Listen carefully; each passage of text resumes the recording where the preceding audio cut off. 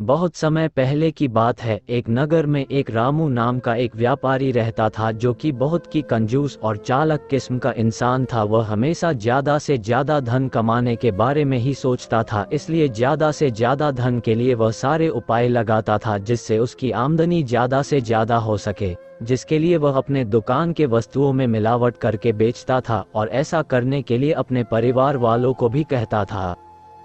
और जब भी मिलावट करके वो वस्तुओं को बेचता था तो कभी कभी उसका बेटा जिसका नाम श्याम था वह पूछता भी था कि पिताजी आप सभी चीज़ों में मिलावट करके क्यों बेचते हैं। तो रामू कहता था कि यदि वह लोगों को शुद्ध चीज़ें बेचेगा तो ज़्यादा शुद्ध चीज़ों से लोगों के नुकसान हो सकता है और सेहत भी बिगड़ सकती है। शुद्ध चीज़ें लोगों के स्वास्थ्य के लिए हानिकारक होता है, इसलिए लोगों के सेहत का ख्याल करके वह मिलावट करके चीज़ों को बेचता था और इस तरह अपने बेटे और अपने परिवार वालों को भी ऐसा करने के लिए प्रोत्साहित करता था और तो मिलावट का काम अपने बेटे श्याम को भी सिखा दिया था, जिससे अक्सर उसके दुकान में लोगों के मिलावट की शिकायतें भी आती रहती थी, जिससे श्याम सोच में पड़ जाता था कि पिताजी तो शुद्ध चीजें खाने से सेहत के लिए हानिकारक है, लेकिन इसके उल्टा लोग शिकायत ही करने आते हैं। और वह अक्सर देखता था कि पिताजी घर के लिए जो वस्तुएं निकालते थे उसमें तो कोई मिलावट नहीं करते थे, जिससे श्याम चुपके से घर के वस्तुओं में मिलावट कर देता था, जिससे यह बात किसी को पता नहीं चलता था। लेकिन रामू जब खाने बैठता था तो उसको यह एहसास जरूर हो जाता था कि घर के खाने के वस्तुओं में मिलावट हुई है, लेकिन खुद पर विश्वास होने के कारण रामू मिलावट की बात किसी से कह नहीं पाता था।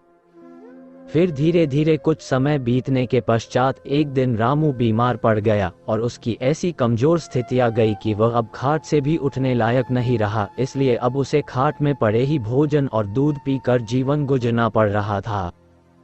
और इस तरह दूध भोजन आदि श्याम अपने पिताजी को दिया करता था। उसे ख्याल आता था कि पिताजी ने कहा कि शुद्ध चीजें खाने से बीमार पड़ सकते हैं, इसलिए वह जब भी दूध आदि देता था तो शुद्धता होने वाले नुकसान को ध्यान में रखते हुए वह आधा दूध खुद पीकर बाकी में पानी में मिलाकर पिताजी को दिया करता था, जिस कारण से रामू को भी आभास होता था कि दूध में पानी की मिलावट है, लेकिन घर का दूध होने के कारण उसे मिलावट होने की स्थिति पर शक नहीं होता था।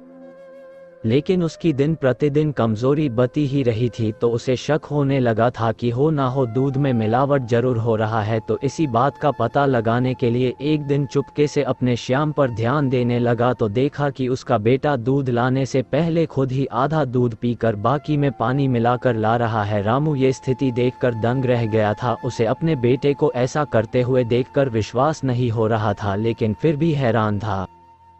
इतने में श्याम दूध लेकर अपने पिताजी के पास आ गया तो रामू ने तुरंत पूछ लिया, जो तुम मुझे दूध लाते हो उसमें पानी क्यों मिलाते हो?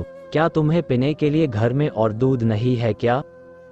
पिताजी से यह प्रश्न सुनकर श्याम बोला, पिताजी आप ही तो कहते हैं कि शुद्ध चीजें खाने पीने से सेहत के हानिकारक होता है, इसका बुरा असर होता है, इसलिए माँ तो दूध में पानी तो नहीं मिलाती थी, लेकिन मैंने आपके सेहत के सुधार के लिए दूध में पानी मिलाकर देता था ताकि आपके सेहत पर इस शुद्ध दूध से कोई नुकसान नहीं पहुँचे, जिस कारण से आपकी बीमारी और भी ना बढ़ जाए, इसलिए मैं ऐसा करता हूँ।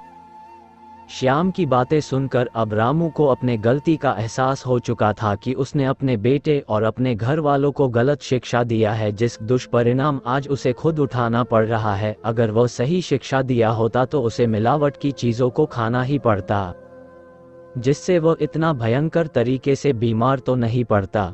लेकिन अब क्या, अब तो देर हो चुकी थी, जो होना था हो चुका था। अब तो सिर्फ पछतावे और गलती को सुधार कर ही सही से जीवन व्यतीत कर सकता था।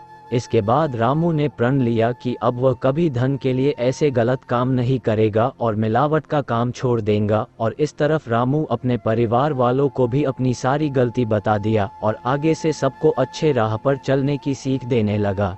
इस तरह रामू खुद को अच्छाई करने का शिक्षा दे दिया था। कहानी से शिक्षा। इस कहानी से यही पता चलता है कि रामू ने जो गलत रास्ता अपनाया था उसका बुरा असर खुद के बिगड़े सेहत और बीमारी के रूप में मिल चुका था। फिर उसने अपनी गलती का पश्चाताप करते हुए कभी भी मिलावट करने की शिक्षा पा चुका था और इस सही शिक्षा को अपने घर वालों को भी दिया। इस तरह इस कहानी से यही शिक्षा मिलती है कि हमें धन कमाने के लिए कभी भी गलत मार्ग का सहारा नहीं लेना चाहिए। और कभी भी लोगों को धोखा नहीं देना चाहिए, क्योंकि अगर हम किसी के छल कपट करते हैं तो निश्चित ही ऐसा छल कपट और धोखा खुद के साथ हो सकता है। इसलिए हमें अपने आने वाली पीढ़ी को हमेशा सही कार्य करने की शिक्षा देनी चाहिए, जिसका परिणाम भी आगे चलकर सुखद देखने को मिल सकते हैं और बुरे काम का हमेशा बुरा ही नतीजा निकलता है।